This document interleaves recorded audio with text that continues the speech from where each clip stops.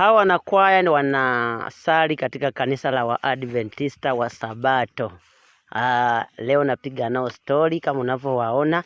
Nimetoka kuongea na mwalimu wa nizamu, katibu na vijana wengine kama ulivyoendelea kuwasikiliza toka tulipoanza.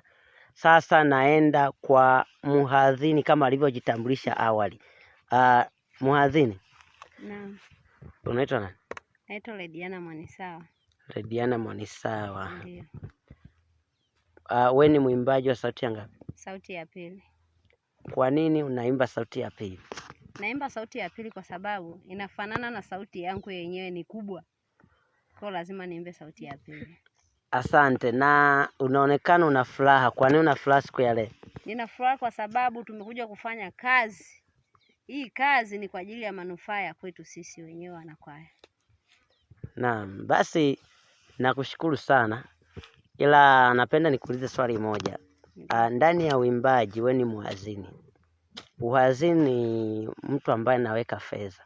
Ndio. Labda una utaratibu gani wa kuweka hiyo fedha? Maana kuwa muhazini ni jambo gumu.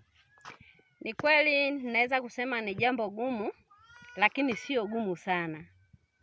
Ukijitambua kwamba wewe ni muhazini.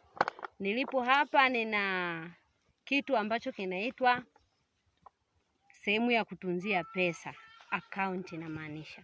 Mna account. Basi mbarikiwe, Mungu awasaidie. Amina. Asante.